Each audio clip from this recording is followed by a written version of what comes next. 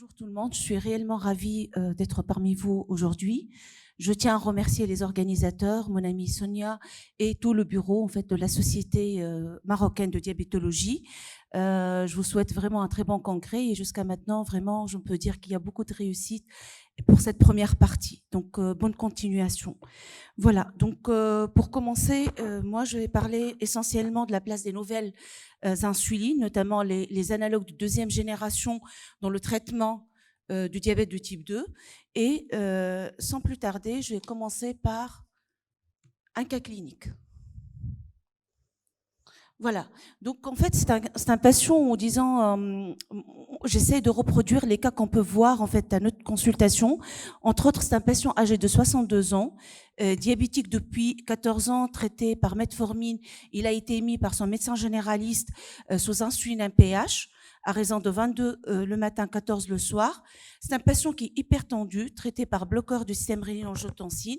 Un IMC à 28,5 kg par mètre carré. Son ECG n'a pas montré d'anomalie et en fait, c'est un patient qui recevait un traitement régulier avec quand même des glycémies élevées, des glycémies à jeun en moyenne aux alentours de 1,80 et une HbA1c à 8,1%. Sa clairance de la créate était à 67 et c'est un patient qui se plaint d'épisodes d'hypoglycémie, notamment nocturne, à raison de 3 à 4 fois par semaine. Donc la question, comment on va régler sa situation et comment on va le traiter. Alors comme vous le savez, il y a plusieurs recommandations. Les plus utilisées, ça reste en fait le gold standard, l'ADA et l'ESD. Et comme vous le savez, donc lorsqu'on a un échec des antidiabétiques oraux, généralement on va passer à des injections. Alors après, pour les injections, il y en a deux. Il y a les agonistes des récepteurs GLP-1 qui sont surtout, donc ils ont surtout une place pour les patients un peu obèses ou obèses, les patients qui ont une maladie cardiovasculaire avérée ou les patients à très haut risque cardiovasculaire. Mais la seule limite, je crois, même dans nos pays, ça reste le prix. Même si c'est remboursé, c'est quand même des médicaments qui restent chers. Alors après, la conduite la plus classique et la plus pratique, c'est de passer à l'insuline, et c'était le cas de notre patient. Et généralement, le passage à l'insuline se fait sur la base d'un gold standard qui se fait sur des analogues. Donc généralement, on commence par des analogues à raison de 0,1 à 0,2 unités par kilo par jour, ou pour être simple, 10 unités. Et après, on fait la titration tous les 3 jours par 2 unités jusqu'à atteindre en fait les objectifs qu'on a déjà fixés. Alors, qu'est-ce qu'on dit dans l'ADA? On dit que voilà, pour les patients notamment qui présentent en fait un échec des antidiabétiques oraux, c'est les injections comme je l'ai dit, mais aussi ils disent qu'il faut considérer le switch vers les analogues, notamment en présence d'hypoglycémie, en présence d'une prise de poids ou en présence en fait d'une préférence du patient, parce qu'on le sait, les analogues améliorent la qualité de vie de nos patients diabétiques.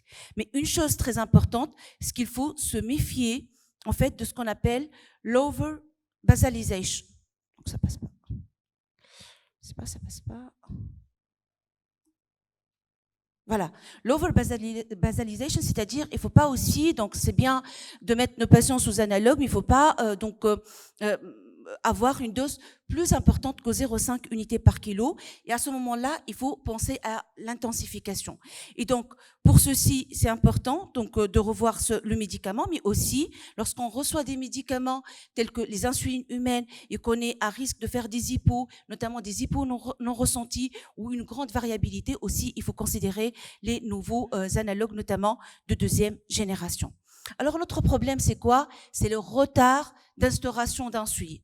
On le sait, quelles que soient les études, en Europe, aux États-Unis, dans nos pays, on estime le retard de la mise des patients sous insuline estimé, on va dire, aux alentours de 10 ans, quelle que soit l'étude. Alors, le problème, lorsque vous regardez ici, c'est que même si on commence l'insuline, on commence déjà à des HbA1c très élevés. Et le problème, même après 1 année, 2 ans ou même 4 ans, on reste toujours au-dessus des objectifs. Et 20% de nos patients, une personne sur 5, donc présente une HbA1c qui reste supérieure à 9% malgré l'instauration de l'insuline. Donc il y a réellement un problème très important d'inertie thérapeutique, notamment inertie qui est en fait expliquée par notre attitude. C'est essentiellement l'inertie professionnelle, mais aussi il y a la peur du patient, notamment la peur par rapport aux hypoglycémies, par rapport aux injections, ce sont des injections donc tous les jours, par rapport à la douleur, par rapport à la compliance, quand même, c'est pas évident. Donc c'est pour ça, l'éducation thérapeutique, je le répète et je ne cesse pas à répéter, c'est très important. Il faut vraiment miser sur la relation médecin-malade. Je vais répéter ce que j'ai dit hier. Pour avoir une bonne confiance et pour avoir une meilleure adhésion thérapeutique, ça passe par l'écoute, ça passe par l'empathie. Et donc, il faut qu'on soit empathique envers nos patients pour renforcer cette relation et pour convaincre le patient à adhérer à notre médicament. Et de toutes les manières, on l'a mis sous insuline. Donc, l'objectif, c'est d'équilibrer ce patient qui reçoit généralement des injections tous les jours. Donc, c'est très important. Alors, en même temps, lorsqu'on regarde les anciennes insulines, quand même, il y a des besoins qui ne sont pas satisfaits. Entre autres, on pourra avoir en fait une durée d'action qui ne dépasse pas les 24 heures. On peut avoir des variabilités intra- et interjournalières. On peut avoir des hypoglycémies et surtout une peur par rapport à cette hypoglycémie. Il y a parfois, on utilise beaucoup de doses, des doses énormes d'insuline et ça pourrait être un frein pour nos patients diabétiques. Et puis aussi, il y a la prise de poids qui reste quand même une contrainte, notamment pour la femme et même pour les hommes, notamment après la mise sous insuline. Et donc, pour ceci, il y a eu en fait de la recherche et l'objectif en 2024, c'est d'avoir une bonne insuline. Une bonne insuline, c'est-à-dire une insuline qui tient compte du profil, le profil du patient, parce que, comme on l'a dit hier, il y a une personnalisation de la prise en charge. Les patients peuvent se ressembler, mais ils ne sont pas uniques. Donc, ça dépend du profil, de la présentation clinique du patient, mais aussi ça dépend des objectifs que je vais fixer pour mon patient. Je dois utiliser une insuline qui réduit l'hypoglycémie, qui réduit la prise de poids, qui améliore la variabilité glycémique, qui est flexible, qui va améliorer aussi la qualité de vie de nos patients et préserver sa qualité de vie. Alors pour ceci, on connaît le trio, c'est-à-dire lorsqu'on traite par insuline ou par n'importe quel médicament, donc on vise la glycémie à jeun, la postprandiale et l'HbA1c. Mais aujourd'hui, c'est très important de regarder le TIR, le time in the range, qui doit être supérieur à 70% pour des patients chez qui on a fixé l'HbA1c inférieur à 7%. Et puis la variabilité, parce que ça a été démontré, la variabilité est corrélée aux complications, surtout macrovasculaires, mais aussi microvasculaires. Et la variabilité et le coefficient doit être inférieur à 36%. Et donc, pour avoir en fait ces paramètres, vous le savez très bien, donc il faut utiliser les CGM parce que c'est important d'avoir donc ces objectifs et ces nouvelles métriques qu'on utilise depuis 2021 selon les dernières recommandations. Donc, pourquoi les analogues de deuxième génération? C'est tout simplement pour répondre à ces besoins. Et donc, pour ceci, et on voit par exemple la prise de position qui a été émise et publiée il y a quelques mois par la Société francophone du diabète. Donc, qu'est-ce qu'elle dit? Donc, le glargine ou l'insuline glargine U100, ça reste toujours le gold standard. Alors, pourquoi le gold standard? Parce que c'est le premier analogue d'insuline, donc lent, qui donnait moins d'hypoglycémie, moins de prise de poids, qui améliorait la qualité de vie.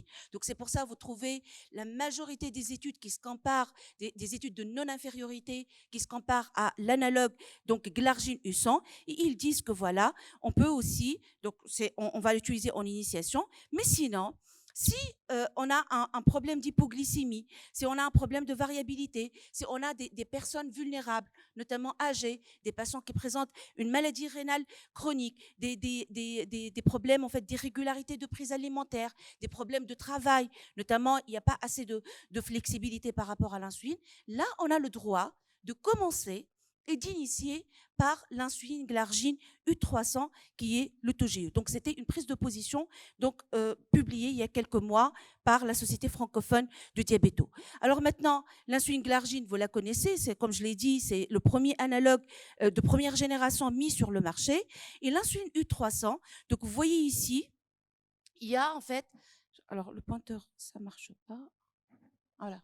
Alors, vous voyez ici déjà par rapport au volume, c'est à peu près un tiers de volume. Donc là, on a le dépôt de l'insuline U100. Là, c'est le dépôt de l'insuline U300. Et vous voyez, il y a une surface de dépôt qui est réduite de moitié, avec donc une surface de contact qui est réduite aussi de moitié et avec une diffusion qui est très lente. Et lorsqu'on regarde la pharmacocinétique de ces médicaments, on va voir que ça peut aller jusqu'à 36 heures. Donc, utiliser aujourd'hui une insuline analogue qui réduit l'hypoglycémie, qui réduit la glycémie, qui réduit la prise de poids, mais aussi qui couvre les 36 heures.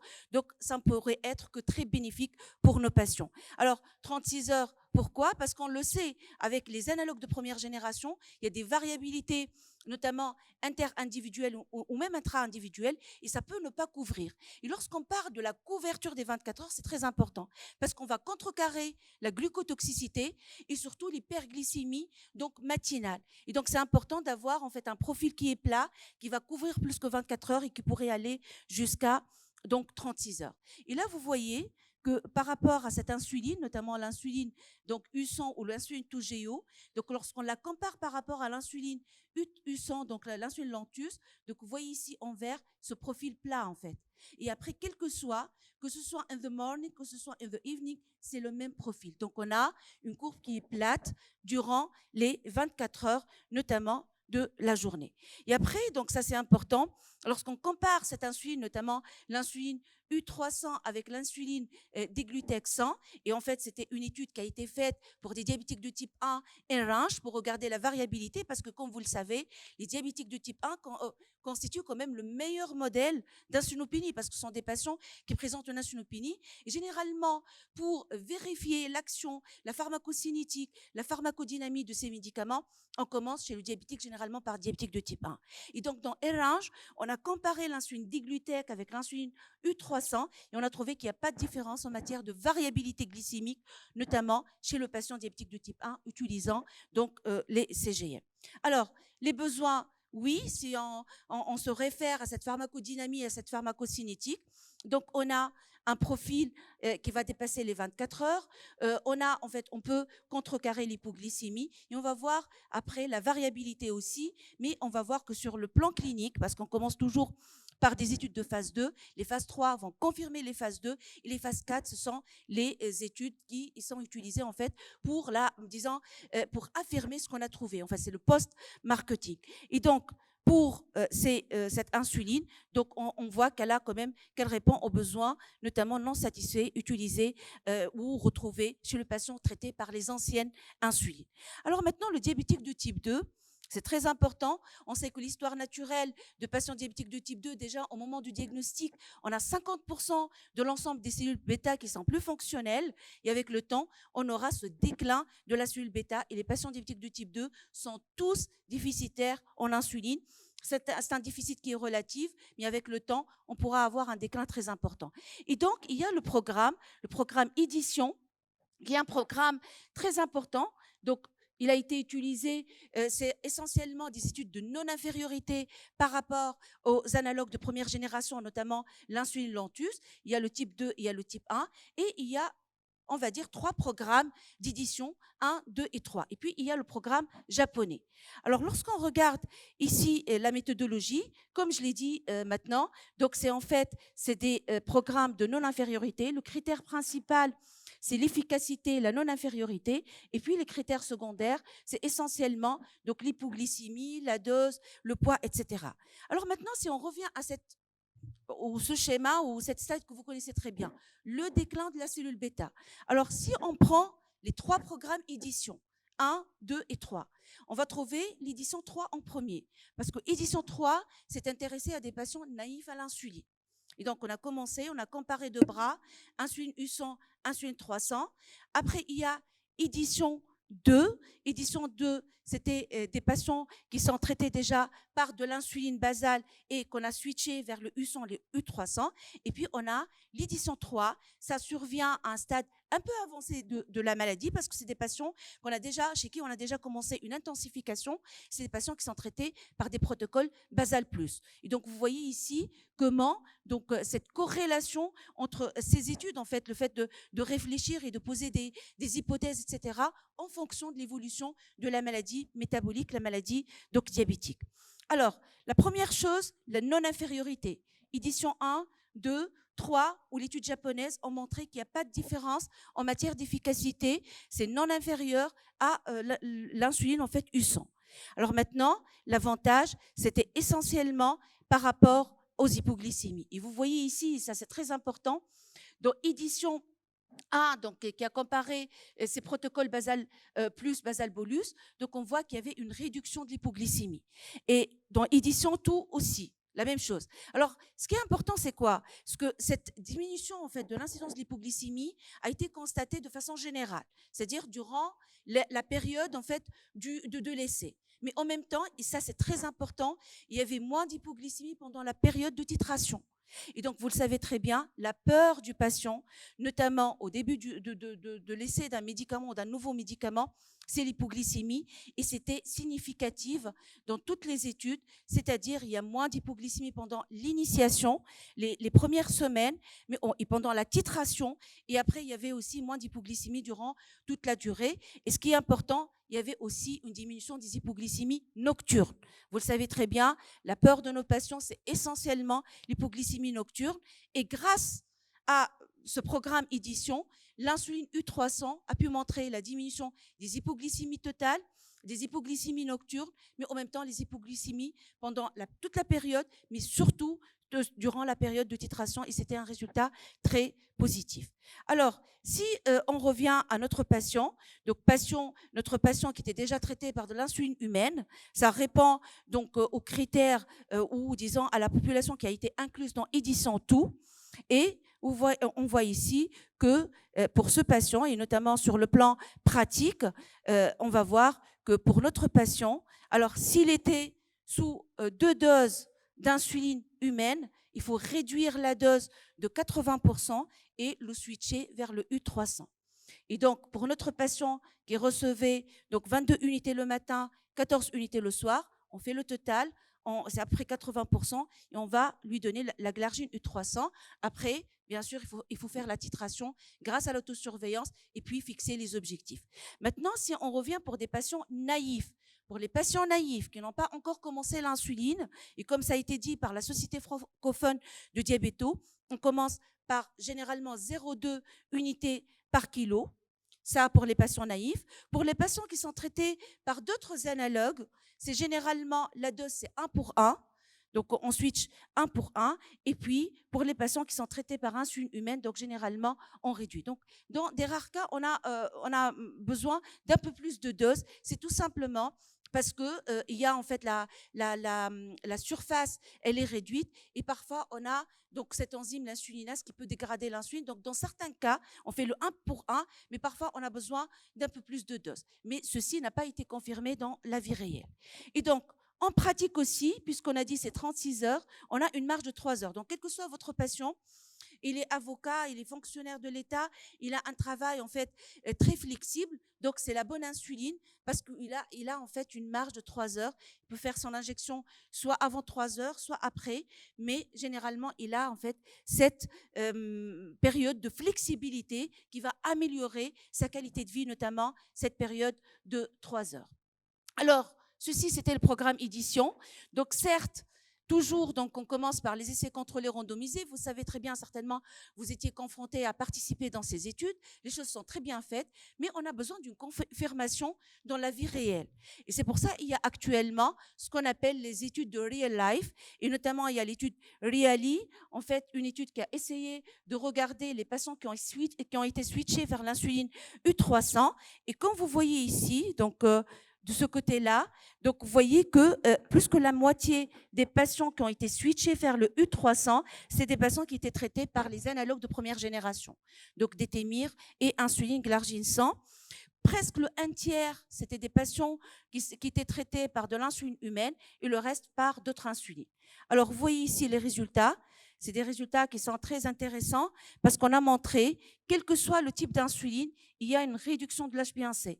Et cette réduction a été surtout retrouvée chez les patients qui ont été switchés de l'insuline humaine vers l'insuline U300. Mais même pour les autres patients, en real life, c'est efficace. Il y a en fait une meilleure efficacité, notamment en matière donc d'HbA1c. Alors, les autres études, vous connaissez aussi très bien le programme Deliver. Deliver, ça s'est intéressé à des patients en fait qui étaient traités dans la vraie vie par le U300. Il y avait en fait, on a essayé de répondre à la majorité des questions. Les patients vulnérables, les personnes âgées, les personnes avec un problème rénal, les personnes qui ont été switchées d'une insuline en fait humaine, les personnes switchées d'autres types d'insuline, les patients naïfs à l'insuline, et on a tout un programme. Et ce qui ressort dans l'étude Deliver, donc il y a toujours une amélioration, une efficacité qui a été retrouvée avec cette glargine en vert, notamment lorsqu'on switch vers l'insuline glargine U300. Donc, au total, pour cette première partie, on va dire, d'efficacité, dans les essais contrôlés randomisés, il y a une non-infériorité, c'est-à-dire l'insuline U300, ça donne moins d'hypo, moins de variabilité, et puis c'est safe pour le patient, ça améliore sa qualité de vie. Mais dans les études Deliver, dans la vraie vie, que ce soit Deliver, que ce soit Reali, c'est plus efficace. Et ça, on le sait donc dans ces études. Donc, ça donne généralement un abaissement de l'HbA1c qui pourra aller jusqu'à moins 1% lorsqu'on commence par une autre insuline déjà. Alors, head-to-head, parce qu'actuellement, on a 2 analogues deuxième génération. On a l'insuline U300 et on a l'insuline déglutec. Il y a des programmes qui ont été faits pour répondre à ces questions et pour comparer head-to-head ces nouvelles insulines deuxième génération. Donc, il y a l'étude Bright qui a comparé l'insuline glargine 300 avec l'insuline déglutec. Alors, vous voyez ici, en matière de non-infériorité, c'est efficace, c'est aussi efficace. Pas de différence en matière d'abaissement de l'HbA1c. Donc, vous voyez que ce soit en matière de pourcentage, que ce soit en matière de courbe superposable. Maintenant, la question par rapport à l'hypoglycémie. Et ceci, j'estime que c'est confirmé, ça confirme ce qui a été retrouvé dans Édition, c'est-à-dire dans Bright, on a pu montrer qu'il y avait moins d'hypoglycémie lorsqu'on utilise l'insuline U300 pendant la première période de titration. Et c'est significatif avec un P significatif. Alors, pour le overall, pour toute la période, il n'y a pas de différence, mais la différence a été constatée notamment pendant la période de titration, ce qui va donner une sécurité, une assurance pour le patient, notamment lorsqu'on va switcher vers cette insuline U300. Alors après, on a essayé de mimer, de regarder les différences en matière d'autosurveillance glycémique. Et on a trouvé en fait des courbes qui étaient superposables, notamment lorsqu'on compare les 2 types d'insuline. Donc, les key messages de cette étude head-to-head, l'étude Bright, qui a comparé le U300 avec l'insuline déglutec, la même efficacité, il y a moins d'hypoglycémie, notamment pendant la période de titration, et puis des courbes superposables lorsqu'on fait de l'autosurveillance. Alors, je vais finir avec 2 populations, parce que certainement maintenant, et comme vous le savez, on a beaucoup maintenant de conférences qui parlent ou d'études qui parlent des patients avec ce trio rein, cœur et diabète. Et on sait qu'on a beaucoup de patients qui présentent des problèmes rénaux et parfois on est un peu limité par l'utilisation des médicaments. On veut être certes safe, mais on veut aussi établir l'innocuité. Et c'est pour cela qu'on a essayé de regarder qu'est-ce que ça donne, notamment l'insuline glargine U300 chez des patients notamment qui présentent un problème rénal. Alors, on voit ici qu'en matière d'efficacité, donc quelle que soit la clairance inférieure à 60 ou supérieure à 60, et ça interfère avec la ligne 1, donc il n'y a pas de différence en matière d'efficacité chez les patients qui ont un problème rénal ou qui ont commencé à faire un problème rénal avec une dégradation de débit de filtration glomérulaire. Mais ce qui est important, et ça c'est très important, c'est que dans cette méta-analyse qui a inclus Édition, le programme Édition, on a pu trouver que lorsqu'on utilise l'insuline glargine 300, on a moins d'hypoglycémie que lorsqu'on utilise l'insuline glargine 100 chez des patients avec une altération de la fonction rénale. Et vous voyez ici que ce soit les hypoglycémies nocturnes, que ce soit les hypoglycémies sur 24 heures. Donc ici, c'est le overall, donc quel que soit ici et ici, donc quel que soit le débit de filtration glomérulaire. Mais vous voyez ici, pour les patients avec une clairance inférieure à 60, ou que ce soit pour des hypoglycémies donc inférieures à 0,7 ou 0,54, quand même il y a moins d'hypoglycémie nocturne. Donc, chez des patients qui présentent un problème rénal avec une clairance inférieure à 60, en utilisant le U300, ça donne moins d'hypoglycémie, notamment les hypoglycémies nocturnes. Bright, toujours Bright, le head-to-head, donc glargine 300 et insuline déglutec. Donc vous pouvez voir ici qu'en matière d'efficacité, c'est aussi très important pour les patients qui ont un débit de filtration glomérulaire inférieur à 60. Donc en vert, c'est l'insuline U300, c'est plus efficace dans cette catégorie de patients. Alors après, pour le reste, notamment pour le self-monitoring, plasma glucose, etc., il n'y avait pas réellement beaucoup de différence, mais la différence a été constatée notamment en matière d'HbA1c chez des patients avec des GFR inférieurs à 60 millilitres par minute. Alors, pour les hypoglycémies, donc il n'y avait pas réellement de différence entre les deux groupes chez les patients qui présentent une insuffisance rénale.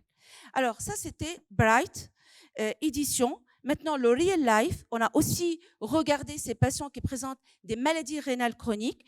Donc, et parmi les résultats, c'était des résultats très importants. Ces patients avec une maladie rénale chronique, notamment avec des altérations de la fonction rénale. Donc, vous voyez ici entre 45 et 60, entre 60 et 90, et même chez des patients avec une insuffisance rénale sévère, vous voyez qu'on est efficace, qu'il y a une diminution de l'HbA1c qui peut aller jusqu'à moins 1%. Donc, on est déjà efficace parce qu'on cherche, c'est vrai, après, ça dépend de l'objectif de l'HbA1c qu'on l'a mis, mais quand même, c'est efficace pour cette catégorie de patients. Alors, aussi, ça c'est important, par rapport à l'hypoglycémie, alors on a constaté qu'il y avait plus d'hypo, notamment chez des patients avec insuffisance rénale sévère, et ça c'est normal, avec la dénutrition, avec l'état métabolique du patient, mais sinon, il n'y avait pas réellement beaucoup de différence. Il y avait une tendance à la réduction de l'hypoglycémie, mais c'était, grosso modo, c'était safe pour le patient qui présente une maladie rénale chronique. Alors, les patients âgés, je prends ce cas de 75 ans, qui est déjà traité par de l'insuline avec donc de la carbose et qui présente une clairance de la créate à 38, ce qui fait qu'il a une maladie rénale chronique, donc stade 3, on va dire. Après, il faut regarder aussi la microalbuminurie. Donc, chez ces patients avec une altération de l'état donc de la clairance, déjà âgé, 75 ans, la définition de sujet âgé, c'est à partir de 65 ans. Après, il faut voir l'état de fragilité, oui ou pas. Et donc là, c'est un patient quand même qui présente une situation un peu vulnérable. Et donc, pour répondre à ces questions, on a toujours donc le programme édition qui s'est intéressé avec cette méta-analyse, qui s'est intéressé à des patients supérieurs à 65 ans. Donc, en matière d'HbA1c, il n'y a pas, c'est comparable entre les groupes, c'est-à-dire on utilise le U100 ou le U300 après 65 ans, c'est la même chose. Il n'y a pas plus de risque ou d'inefficacité, c'est la même chose.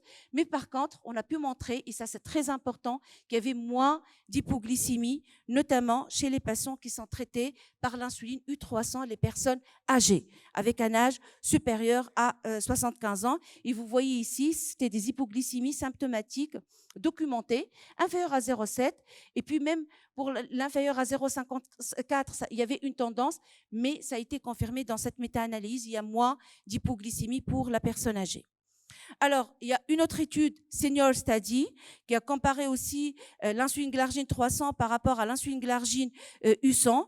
Et la même chose, il y avait moins d'hypoglycémie chez les patients âgés, notamment des hypoglycémies symptomatiques documentées et les hypoglycémies aussi nocturnes. Donc, lorsqu'on va utiliser ces médicaments, notamment le U300, ça donne moins d'hypoglycémie, que ce soit en présence d'altération de la fonction rénale, que ce soit en présence en fait, d'une personne âgée avec un âge supérieur à 65 ans. Et vous voyez ici la différence, notamment pour les patients, même les patients qui ont un âge supérieur à 75 ans, il y avait quand même un bénéfice de les traiter par le U300. Et donc, Bright Older, aussi le head-to-head avec l'insuline déglutèque. Alors, comme conclusion, l'insuline glargine 300 versus insuline déglutèque 100, ça donne des HbA1c qui sont similaires chez des patients supérieurs à 65 ans, mais il y avait moins d'hypoglycémie, notamment chez les patients traités par le U300, notamment pendant la période de titration. Donc, la même chose, ça a été confirmé même pour la personne âgée. Alors, Ramadan, je ne vais pas m'attarder. Il y a l'étude Orient qui a pu montrer qu'il y avait en fait moins d'hypoglycémie et une meilleure efficacité lorsqu'on switch vers le U300. Je ne vais pas donner les détails parce que déjà, ça s'est passé. On a fait en fait cette présentation avant le mois de Ramadan, mais pour dire que voilà, même au cours du mois de Ramadan, il y a un safety d'utilisation de cette insuline U300. Alors, en conclusion, donc on va dire que l'insuline glargine U300 qui est une basale de deuxième génération, permet, grâce à ses caractéristiques pharmacodynamiques et pharmacocinétiques, d'avoir moins de variabilité, moins d'hypoglycémie, une meilleure reproductibilité, un meilleur contrôle glycémique, notamment dans la vraie vie. Et puis, il y a moins de titration, moins d'hypoglycémie, notamment pendant la période de titration, plus de safety et d'innocuité par rapport aux hypoglycémies nocturnes, parce que ça donne moins d'hypoglycémie nocturne, moins de prise de poids, et puis une flexibilité d'horaire et une sécurité d'utilisation en cas d'insuffisance rénale, un effet meilleur, notamment en matière d'efficacité par rapport aux autres et aussi chez la personne âgée. Je vous remercie. Merci à vous, professeur Khtali, pour votre excellente présentation.